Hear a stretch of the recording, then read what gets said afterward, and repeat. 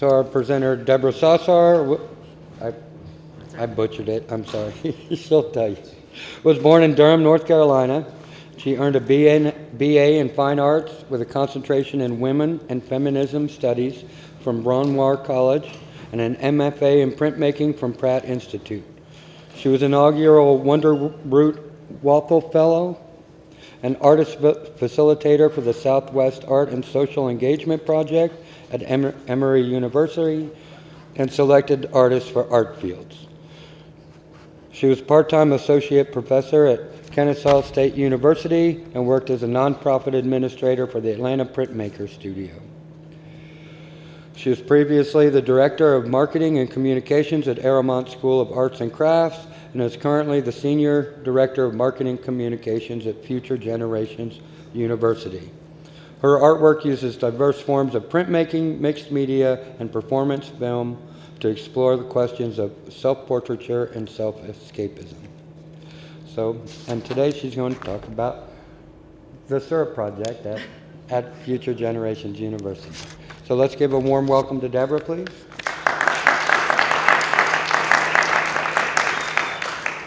Thanks, Mike. Thanks, y'all, for being here. Let me make sure I have my clicker. Okay, I'm good. So my name is Deborah Sosower. Thank you very much for Southern Highland Craft Guild for including me in today's presentation. And as Mike explained in my bio, my background is in fine art and in craft. And a few months ago, I found myself at a very small university that has nothing to do with fine art and craft specifically. So what I have been finding and discovering through this new role is the connections between craft and tree syrup production. So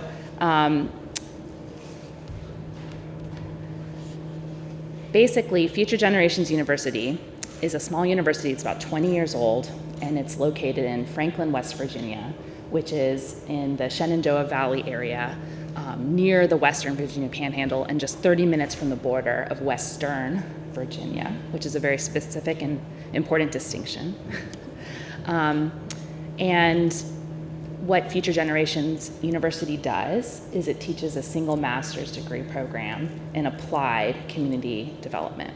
So we've already heard a lot of presenters this weekend talk about the idea of bottom up and the idea of these craft traditions and this research as connecting communities and cultures. And so what my presentation today is going to talk about is the way that tree syrup, and specifically maple sugaring as a food way, connects to craft ways.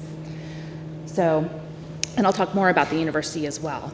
This is an interactive presentation. The first thing I want you guys to do is take out your cell phone devices, if you may. And if you will go to your favorite social media platform, preferably Facebook or Instagram, if you'll look up Future Generations University, you will find us, and I just encourage you to hit the follow or the like. And then at the end of the presentation, I will have a culinary interactive opportunity for you during the lunch period. Over here in the corner, I've set up my little table stand, and I have tree syrup tastings, and so you guys will be involved. I encourage you to be involved in the research part of what our university does. Taste test a couple different syrups and syrup mixes, and then you can vote for your favorite, and then that will go into the research that our university does.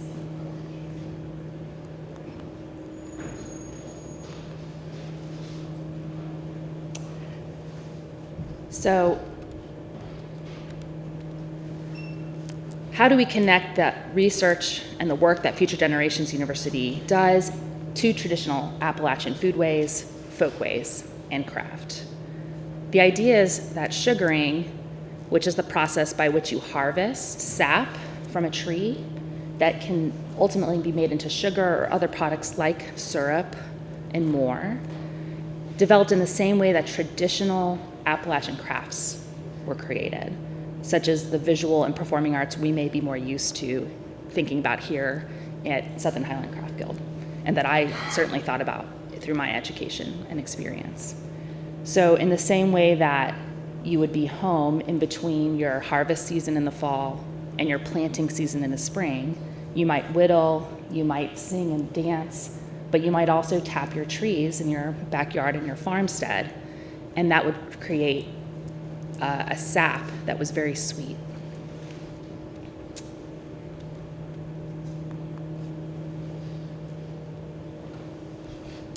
Sugaring is a craft that, like many of the visual crafts we may be more used to seeing, was handed down through generations. Native Americans originally showed settlers to the Appalachian area how to forage in the forests and how to tap the trees for that sweet sap. So small farms across central Appalachia still today practice this foodway as a form of a cultural tradition rather than a particular cash crop. So maple sugaring used to be a big industry, and I'll talk a little bit about that. But right now, a lot of the small farms, they're not making their money with maple syrup or maple sugaring, but it is a way for them to connect with their families, connect with their heritage and traditions, and also make a little bit of extra money at a time when other things aren't growing.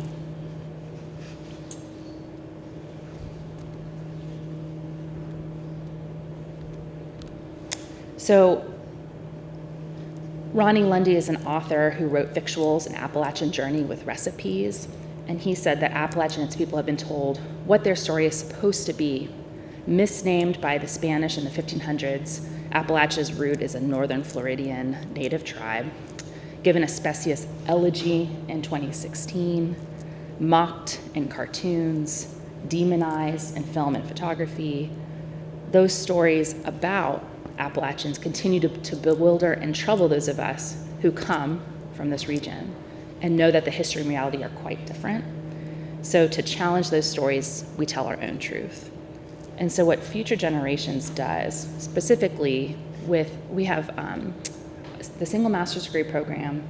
So we have, and it's a virtual program where you can take classes online, and it's live online, so it's not asynchronous. You have a cohort of other people that you take these classes with, but many of these students in your fellow cohort are not, they're from all over the world. We have students in Africa, we have students in Himalaya, we have students in South America, and we have students across Appalachia. And then there's two essentially extension programs of the university where we apply what we teach, which is applied community development. And when we do these kind of research laboratories are the communities. And so one is in Nepal and Himalaya, and the other is here in Appalachia. So what Future Generations does is we shine a light on cultural traditions that are important to communities, and then we work to strengthen those communities first by identifying what's culturally significant, and then connecting those traditions to current values and expanding the markets that allow residents, and especially young people, to connect with their homelands. And in Appalachia, there was, as many of you guys may have experienced, a huge diaspora that happened in the last 2 generations. So some of the research that Future Generations does in Appalachia is connecting people, especially young people, to traditions and especially forest ways and farm ways so that they stay in the hollers. They don't move away for education or for jobs. They find connection and industry where they already live.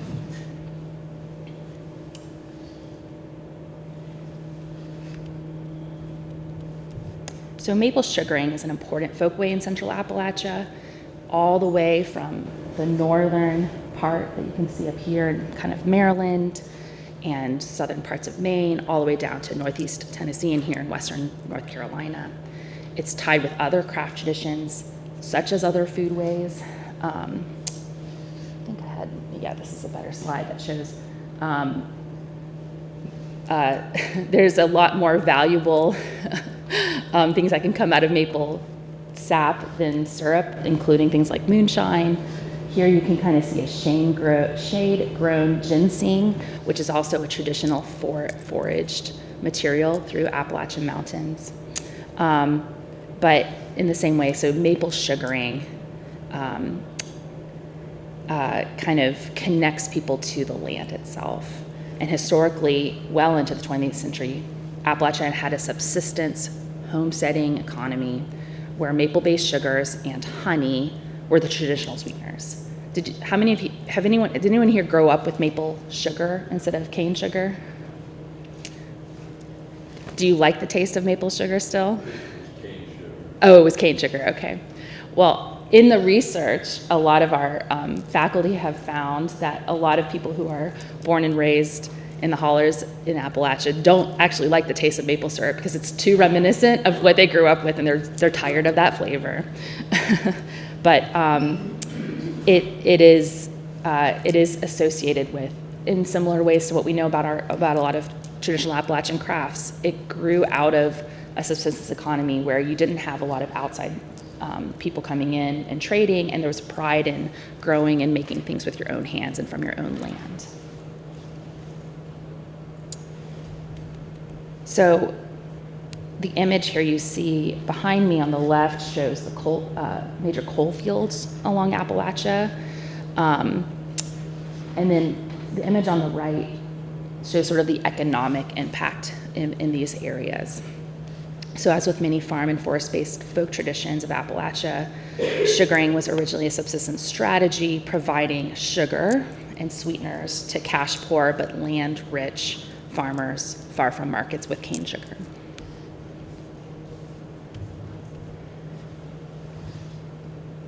Environmentally, Central Appalachia is a heavily forested region, which means it's well suited to various types of nature-based enterprises, including maple syrup. In the days of the subsistence farm in Appalachia, cash was difficult to come by, often shunned by Appalachians, and that meant that almost none of this was exported or taken to the market. And again, this is reflected in the visual and performing arts that we may be more used to seeing in our community here. Utility engendered creative ingenuity, and you wouldn't purchase something made from the factory. You would weave river cane basket to carry your eggs. You would hand weave your own coverlet to stay warm. It was a lot of homesteaders, and actually particularly women, who were charged with cooking and serving food for their families. And they didn't traditionally leave the farm. They stayed. They were homemakers, they were farmers, they were raising their children, and so they grew what they needed so that they could provide for their families. And then industrialization came to Appalachia. This is kind of an interesting image. It's a little hard to see in this light, but these are 3 child miners. No one in this picture is over the age of 14. In fact, the 2 individuals here on the left are probably 8 and 9 years old. So the Mountain South industrialized in the 19th and 20th centuries, and so maple sugaring practices became less and less common as Appalachians moved away from that subsistence lifestyle and towards production and consumption in and for global capitalist markets. So former homesteaders and new migrants took places in the new coal economy, not only as a way out. They wanted hope for a more prosperous and stable future, and in a similar way that some traditional crafts were kind of belittled and thought of as backward, and so they were not valued by societies. But it wasn't just to try to make more money for your family. There was also kind of in the same way as colonization. It was a lot of areas that had been traditionally used to gather community, and they would tap trees to make syrup, especially in the winter months. Those were then purchased or stolen by, industrial, spaces. So, fraud or cash transactions to coal, timber, and landholding companies. So since that time, Appalachian poverty has been a persistent feature of the region. It stubbornly refuses to go away. And so the story of industry in Appalachia with coal, with salt, with timber, oil and gas, steel and glass is complicated, but it is actually a period that seems to be coming to an end as we see a resurgence in these traditional Appalachian crafts that we've talked about this weekend, and as well with maple sugaring. So in the past, 50 odd years, probably correlating to the end of World War II, geophysical and economic climates in the region did become less friendly towards sugaring practices, not only the generational discontinuance of the tradition, but also in the diaspora that we saw. But a lot of traditional crafts had no heirs that could inherit these traditions from their parents or their grandparents. And then additionally, corn sugar-based table syrups came onto the market, and that very much confused consumers about the culinary character of maple syrup. And importantly, for small farm viability, these table syrups are industrially produced and have a much lower price point, in the same way that craftsmen and craftspeople need to charge for their labor and their materials and their time. People who produce maple sugar or maple syrup, we're finding that it's a very labor-intensive process, and it's very seasonal. So you can't always predict how much you're going to make, and they couldn't meet those prices. But we're resurging. In the same way that craft traditions and traditional craft traditions in Appalachia are having resurgence, so is maple sugaring practices. So as the 21st century progressed, interest among Appalachian communities in tree syrups has grown. This is a little bit in part to sort of a national trend in interest in forest-related wild foods, in more natural foods in general, but also due to Appalachians becoming more interested in our own traditions and our own natural landscapes. From the perspective of just economic transition and diversification in Appalachia, food sovereignty, this is very welcome news. The syrup industry in the US has been steadily growing for the last 20 years, but we still haven't reached the peak of production from an era of subsistence agriculture. So an interesting fact, and there are two researchers, Farrell and Chabot, pointed out in Food Systems Journal that maple syrup production peaked in the US in 1860 with a record 6.6 million gallons. That's certainly true in West Virginia, where Future Generations University is headquartered. There's a couple questions. Why was 1860 the peak? Some of it was just kind of population and statistics. The US population at the time was close to 31 million people. We're over 10 times as large in this country now. But one of the biggest factors that contributed to this peak came from the work of abolitionists who organized boycotts of cane sugar that were produced by enslaved people in the Caribbean. And so they called it slave sugar. And so there was these huge protests against this enslaved product. And so many people turned to the homegrown, homemade sugars produced in Appalachia. So last year, in 2023, the total production of maple syrup in this country was 4.2 million gallons. We're getting a lot of syrup from Canada. About 17 million gallons came from Canada last year. So for the small farms here in Appalachia who are looking to diversify their operations, this is good because it means that there's room for growth. And as I'll talk about later, there's also room for growth beyond the traditional maple sugaring with other tree syrups and tree sap products. So new scientific studies and new technologies have radically reshaped practices in the sugar bush and the sugar house.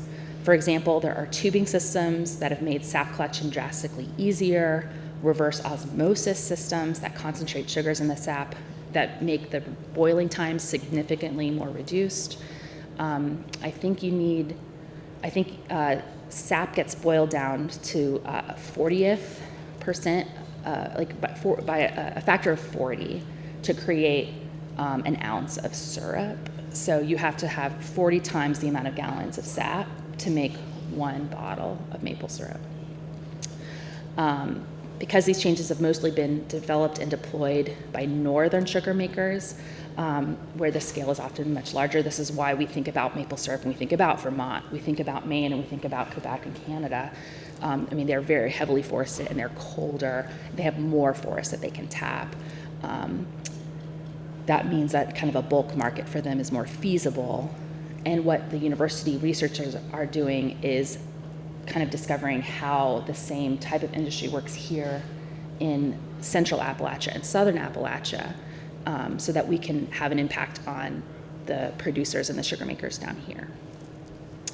Furthermore, as climate change occurs, the research that we're doing here in Western North Carolina, in Eastern Tennessee, in Kentucky, and Virginia, West Virginia, in the Shenandoah Valley area is going to be very important to these makers outside of Appalachia, because their climate in 20 or 30 years is going to look like what our climate is right now. So all of these cultural, economic, technical changes have opened up a space for the unique type of scholarship that we practice at my university. As I was saying earlier, Future Generations is a very unique space. It's a university without departments, majors, or disciplines. The only degree that we offer is a master's degree in applied community development.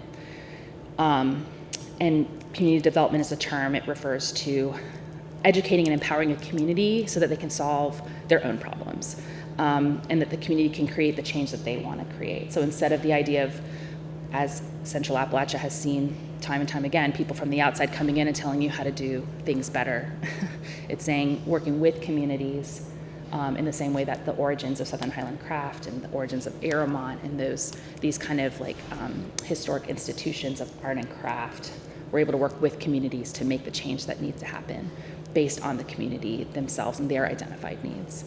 And every class at Aramont has what's called a community lab. So essentially you would take classes, you would identify from your own community that you identify with the issues that you want to work on, and your community is your classroom. And you do hands-on practical applied work throughout everything that we do. And so we kind of practice what we talk the talk and then we walk the walk with our community engagement divisions, which are those extension divisions in Himalaya and in Appalachia. So we call them sustainable development learning communities. And so the Appalachian program uses tree syrups like maple to actually engage in the art of community development, as well as the more traditional higher ed tasks of researching and teaching about these syrups.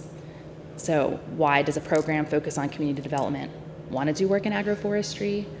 We're working in a context where syrup making is a living tradition of our research partners and of their community, and where it is increasingly of aesthetic, culinary, ethical, and economic interest to those communities. More people want to tap their trees, more restaurants want to cook with maple syrup. How many have you guys like your bacon, like a maple bacon kind of syrup thing, right? Yes, everybody, okay, yes, you're right to want to do that. More consumers want to buy it, and there are new obstacles to the continuance of those traditions, and so what we do at the university is we achieve more sustainable livelihoods for farmers who want to make better use of their forests. So it's philosophical, it's sociological, and it's a historical concern, not just for science, but for economics. The focus of community development means that universities' research, our education, and our outreach about tree syrup specifically and agroforestry more broadly is uniquely tailored to meet the needs of Appalachian communities as they work to continue and extend the folkways of maple sugaring in less hospitable climates. So we work with we work with research partners, including Jeremy Ray, who's a veteran. I'm going to play a little short clip of an interview with him. But he is creating maple syrup, and he's doing it with his family. We also have producers who are making syrup from sycamore and black walnut trees, which you will find much more common in these forests than you do up in northern part of Maine, Vermont, or Canada. And so it's kind of a new model for engaged scholarship in craft in our region in that way. So I'm just going to click over so that we have a moment to hear from Jeremy Ray. Now, his story reminds me of stories I remember learning about and seeing in person when I was at Aramont, and what many of you guys may have seen here and through Southern Highland Craft Guild, where Jeremy is a veteran, a combat veteran, and he came back and he lost his way. And he, through the craft of maple sugaring, and I saw this before with visual art crafts, was able to re-engage with himself and his community in a healthy way and have a new lease on life, and also a new economic venture, so that his livelihood and the livelihood of his family was positively impacted.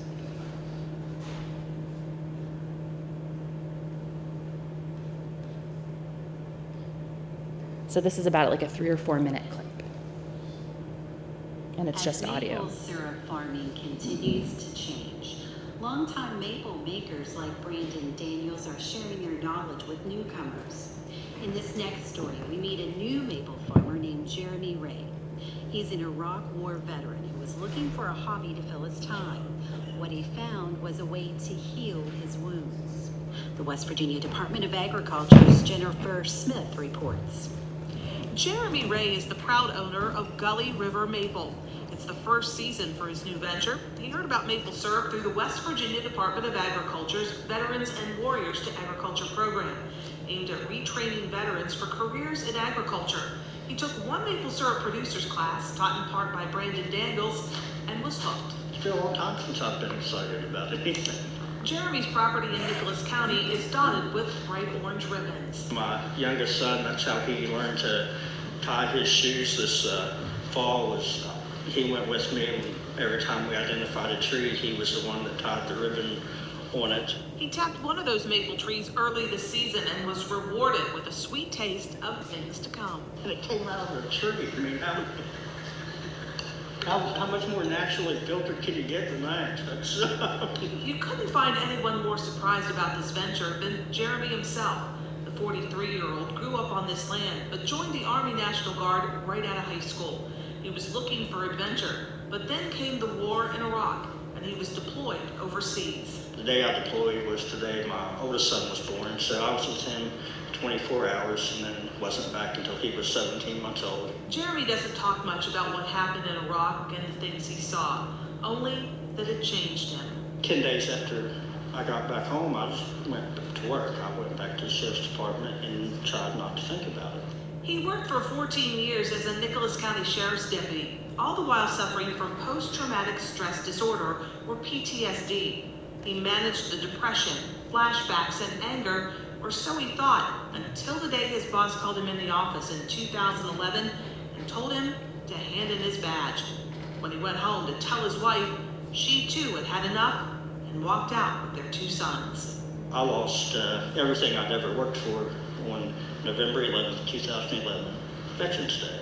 It took years of intense therapy and a lot of self-reflection, but Jeremy and his family reunited.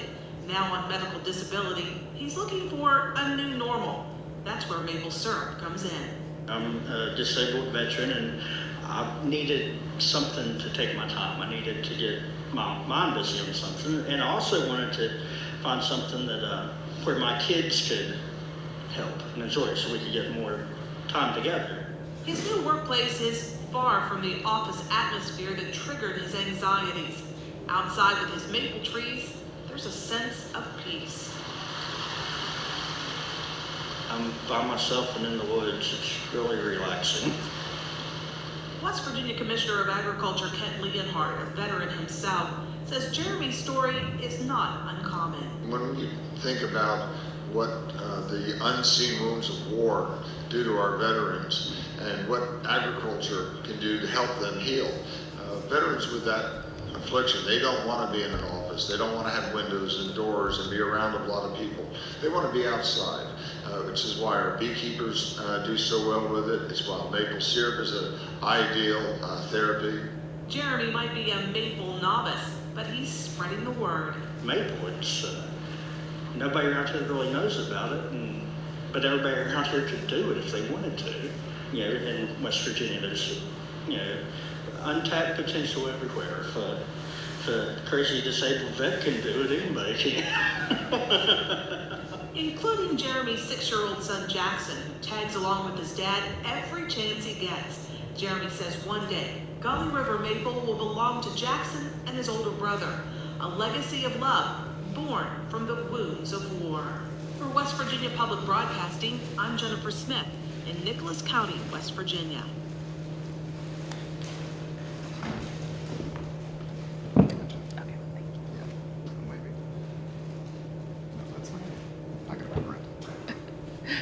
So, can you guys relate to that story? You've heard stories like that in craft and in performance art. Well, this is how maple sugaring and maple syrup, to me, connect to what I have known about how people can engage with this as a craft form and become reinvigorated with their home, with themselves, but also with their communities and their environment. So, Educationally, the Appalachian program hosts hands-on production workshops. We work with veterans in a lot of these programs, and we work with people who are existing producers and maple syrup makers, and we work with people who just have a farm or they inherited a farm from their family and they want to tap a tree and they want to do something, kind of with their hands in that way. So we also offer an annual certificate course in maple syrup production. And then the other main thing that the Appalachian program does is syrup research. So the research has been in the science of tree syrups. What are the best practices for tapping in Central Appalachia? What makes the 3/16 inch tubing systems more productive, and how making syrup from sycamore or walnut sap is different from making it from a maple tree. But we've also done a lot of research around the economic questions of maple syrup. For example, do Southern grocery customers show more interest in an Appalachian branded syrup than in a generic or Canadian brand? And like I said, after this presentation, I will invite you to help further this research, because I'm going to have some tree syrup tastings, blind tastings. You'll get to choose which you like the best and mark that with a sticker, and then I'll reveal to you what you have been tasting. So part of that economic research is a partnership with Virginia Tech to study the economic impact. So for example, in Highland County, Virginia, they have a maple festival, which is the oldest continuous maple festival in the country, which is a little bit surprising considering syrup and maple products are more commonly thought of as being more northerly than Appalachia. But this is the type of agritourism experience that might be familiar, but if it isn't, it's sort of like a craft festival where you go and you actually meet the people who make maple syrup and maple sugars. You go to their sugar camps. They open up their farms for the public for tours and for sales. And downtown businesses and vendors also participate. So for example, the maple glazed donut phenomenon is a very popular tie-in to these kind of festivals. And our research shows that 80% of the producers surveyed across West Virginia, Maryland, and Virginia either already opened their shack for visitors, or others have a plan to do so in the future. So we know that this is important research for our community partners. So here you can kind of see what that looks like when this is, the university has a mobile sugar shack. So we converted a trailer that we can take into different communities, and we actually show the production of maple syrup in person and the evaporation process, and you can go and learn more. And this is set up at a farmstead that makes syrup and other products. I didn't put any sound on this slide, although it is pretty cool.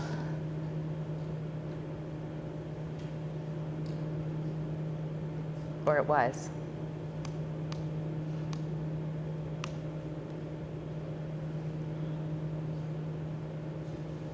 Just imagine, if you will,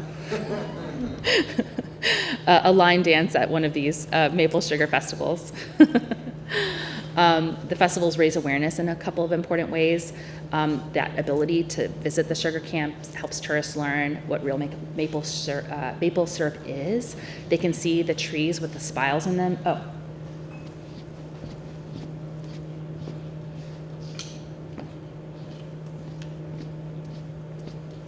I'm really glad I went after the flute and the bamboo bicycle presentation so that I can show you the relationship that a hand-carved spile would look like that you would put into a maple tree or another tree. But people can actually see the process themselves. They can see the sap coming through, and it's visibly evident that sugaring is not factory-made.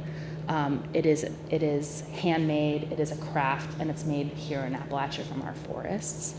And I think many of us who are makers can relate to that. I remember being so proud of myself for my very good taste and buying the really cool looking mugs from Starbucks, and then going to Airmont and realizing, and the sticker shock of seeing the handmade ceramic mug, and just then realizing the disparity between what I believed was the right price point for a nice product, and then what a true craftsman made piece really costs. And the same is true for maple sugar and maple syrup products. And the second way that these kind of festivals are important is that they show the place. They show small forested Appalachian homesteads with all the trappings of an Appalachian mountain agriculture wood fires, gravel roads, and it teaches or reminds consumers that maple syruping is not a practice that happens far away, but a cultural tradition that's widespread across rural America, even the iconically southern state of North Carolina. This, we believe, helps increase consumer interest and awareness in domestic maple syrup, and hopefully increases consumer loyalty to maple syrup as a product and increases consumption of that product. And so, in addition to these economic research questions, we think that this broadens awareness of maple syrup as a heritage folkway and an Appalachian craft tradition that elevates the place of the forest in the social imagery of Appalachia. And it broadens the social base of Appalachians engaged in this practice, keeping it alive and flourishing. So, a very local tradition of a maple festival happens in Mount Rogers Volunteer Fire Rescue Squad, which is on the North Carolina border. They do an annual 2-day pancake breakfast, and they serve maple syrup from trees that they tap in the National Forest here in North Carolina. And those funds help them buy new hoses and new equipment for the fire department for the whole year. So this is kind of reflects the tradition of Appalachian folks coming together into the town squares, tapping and dining together and being together. So that kind of that root of a time-honored tradition and craft, seasonal, celebratory way to bring the community together. So that is the conclusion of my talk. Possibly I will play Gary Milnes, who's a local West Virginia artist, playing the Sugar Tree Stomp as a way to kind of close out the talk.